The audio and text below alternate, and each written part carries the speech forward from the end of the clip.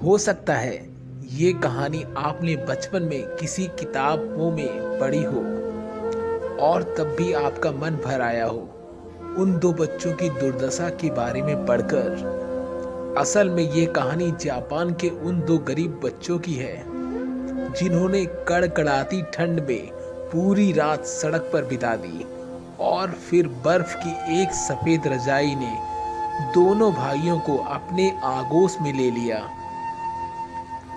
अंदर चले आए श्रीमान, अंदर चले आए।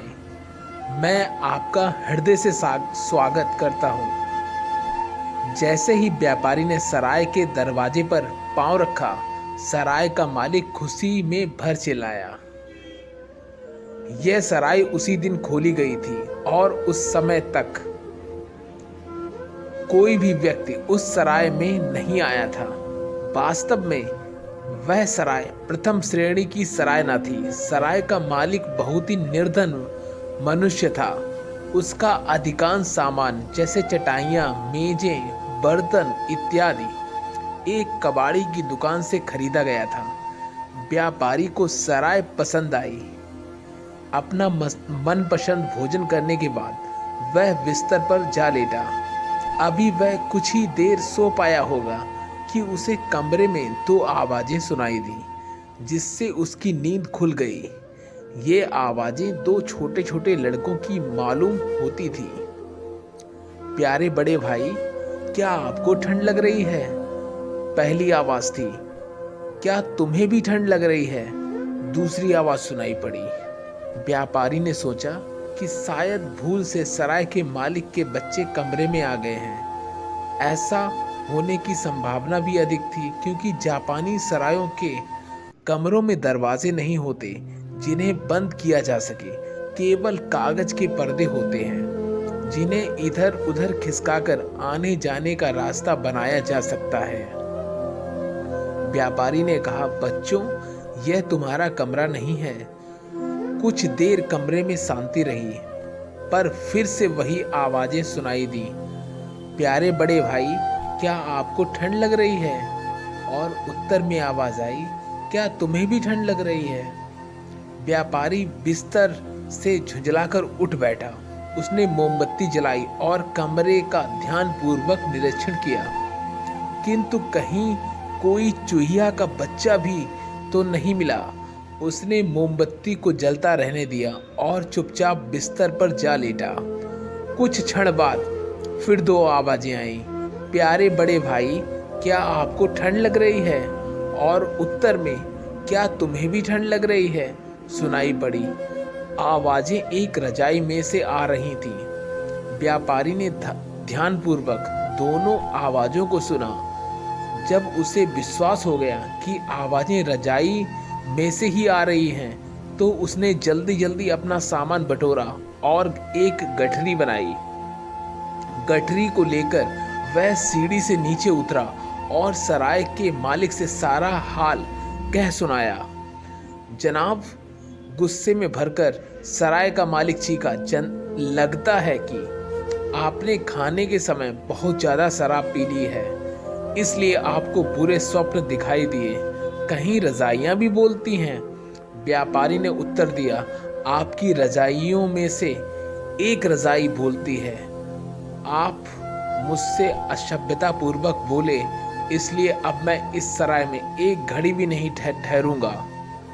यह कह व्यापारी ने अपनी जेब से कुछ नोट निकाले और उन्हें सराय के मालिक की ओर फेंक कर कहा, यह रहा आपका किराया, मैं जा रहा हूँ। और वह चला गया। अगले दिन कोई दूसरा व्यक्ति सराय में आया। उसने खाने के समय शराब भी नहीं पी, लेकिन वह सोने के कमरे में थोड़ी ही देर रहा होगा कि उसे भी वही आवाजें सुनाई दी। वह भी सीढ़ी से नीचे आया और उसने भी सराय के मालिक से कहा कि एक रजाई में से दो आवाजें आती हैं। महोदय, सराय का मालिक चिल्लाया, मैंने आपको अधिक से अधिक आराम पहुंचाने की कोशिश की, इसका बदले आप मुझे ऐसी बेवकूफ़ी से भरी कहानी सुनाकर चौंकाना चाहते हैं? आप मुझे परेशान करना चाहते हैं? उस व्यक्ति ने उत्तर दिया, जी नहीं, यह बेवकूफ़ी से भरी कहानी नहीं है।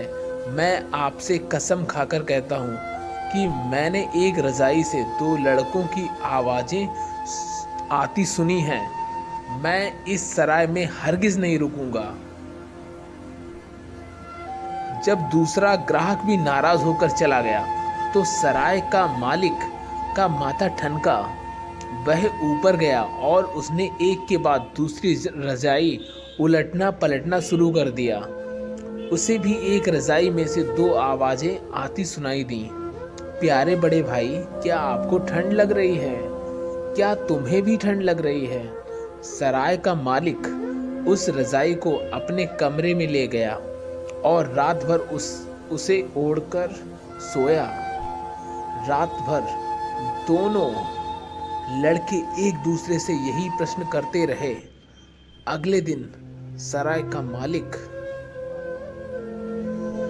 उस रजाई को लेकर उस कबाड़ी की दुकान पर गया जहां से उसने उसे खरीदा था।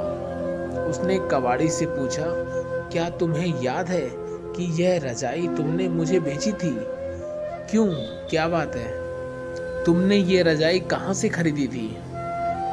इसके उत्तर में कबाड़ी ने पास की एक दुकान की ओर संकेत किया और बताया उस पास वाली दुकान पर गया, किंतु उसे पता चला कि उसके मालिक ने भी उसे किसी अन्य दुकान से खरीदी थी। इस तरह वह कई दुकानों की धूल फांकता अंत में एक छोटे से मकान के मालिक के पास पहुंचा।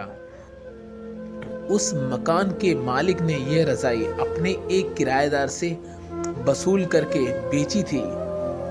इस किराएदार के परिवार में केवल 4 सदस्य थे, एक गरीब माँ, बाप और उनके 2 छोटे छोटे बच्चे। पिता की आय बहुत कम थी। एक बार जाड़े के मौसम में ठंड खाकर पिता बीमार पड़ गया। 1 सप्ताह तक भयंकर पीड़ा सहने के बाद वह चल बसा और उसके शरीर को दफना दिया गया। बच्चे की माँ इस आघात को सहन न कर सकी और उसकी भी मृत्यु हो गई। अब दोनों भाई घर में बिल्कुल अकेले रह गए थे। बड़े की उम्र 8 साल थी और छोटे की 6 साल। दोनों भाइयों का कोई मित्र न था जो उनकी इस विपत्ति में सहायता करता। उन्होंने भोजन सामग्री जुटाने के लिए एक के बाद एक वस्तु को बेचना आरंभ कर दिया। अंत में उनके पास केवल एक रजाई रह गई। बर्फ बहुत तेज गिरने लगी थी। दोनों भाई एक दूसरे से सटकर रजाई ओढ़कर लेट गए। छोटे भाई ने बड़े से पूछा, प्यारे बड़े भाई, क्या आपको ठंड लग रही है? बड़े ने उत्तर दिया, क्यों, तुम्हें भी ठंड लग रही है? ये आवाजें रजाई में भरी रुई में होकर गुजरी और जादू से उसमें गूंजने लगी। तभी मकान मालिक अपने मकान का किराया लेने आ पहुंचा। कुछ देर तो वह त्यूरी चढ़ाए मकान में टहलता रहा, फिर लड़कों को जगाकर कहा, मकान का किराया लाओ। बड़े लड़के ने उत्तर दिया, महोदय, हमारे पास इस रजाई के अतिरिक्त कुछ भी नहीं है। मकान मालिक गुस्से में चिल्लाया, मैं कुछ नहीं जानता, या तो मकान खाली कर दो या मकान का किराया लाओ। अभी मैं इस रजाई को किराए के रूप में रखे लेता हूँ। दोनों भाई यह सुनकर थर थर थर कांपने लगे। बड़े लड़के ने कहा, महोदय, बाहर बर्फ की मोटी तह जमी हुई है, हम कहाँ जाएंगे? मकान मालिक जोर से चिल्लाया, बकवास मत करो और यहाँ से रफू चक्कर हो जाओ। अंत में उन्हें बाहर निकलना ही पड़ा। दोनों बच्चे केवल एक पतली कमीज पहने थे। शेष कपड़े रोटी खरीदने में बिक चुके थे। वे उस मकान के पिछवाड़े जाकर एक दूसरे से सटकर बर्फ से पटी सड़क पर लेट गए। उनके ऊपर बर्फ की तह पर तह जमती चली गई। अब उनके चेतना शून्य शरीरों को ठंड नहीं लग रही थी। अब वे सदा के लिए सो गए थे। सुबह को एक राहगीर उधर से गुजरा। वह उन दोनों के मृत शरीर को दया की देवी के मंदिर में ले गया। दया की देवी के मंदिर के कोने में दफना दिया गया। एक दिन उस सराय का मालिक उस मंदिर में आया और उसने मंदिर के पुजारी को तथा अन्य उपस्थित व्यक्तियों को उन आवाजों की दर्द भरी कहानी सुनाई। कहानी सुनने के बाद उस रजाई को पुजारी को दे दिया। उस दर्द भरी कहानी को सुनकर पुजारी तथा अन्य व्यक्तियों के हृदय करुणा और पश्चाताप से भर गए। उन सब ने उन दोनों बच्चों की अकाल मृत्यु पर बड़ा दुख प्रकट किया। रजाई में से अब आवाजें भी आनी बंद हो गईं, क्योंकि उसने अपना संदेश शब तक पहुंचा दिया। पुजारी तथा अन्य व्यक्तियों को यह जानकर अत्यधिक ग्लानि हुई कि उनके नगर के दो छोटे छोटे बच्चे भूख और ठंड से मर गए थे। आज भी बहुत सी गरीब आत्माएं एक दूसरे से पूछती हैं, प्यारे भाई, क्या आपको ठंड लग रही है? क्या तुम्हें भी ठंड लग रही है? आज भी न जाने कितने गरीब व्यक्ति अंधेरी और शंकरी गलियों में रहते हैं, जो दिन भर अपना खून पसीना एक करते हैं और उन्हें पेट भर रोटी नहीं मिलती, तन ढकने को कपड़ा नहीं मिलता, जिनके बच्चे एक एक बूंद दूध के लिए तरसते हैं, जो ठीक इलाज ना होने के कारण कम उम्र में ही मर जाते हैं और जो एक पतली सी कमीज में ही सारे जाड़े काट देते हैं। यदि उनके बिस्तरों की पतली चादरें फटे हुए कपड़े बोल सकते हैं, तो आज भी भूत सी आवाज़ें शहरों और गांव में गूंजती मिलती हैं।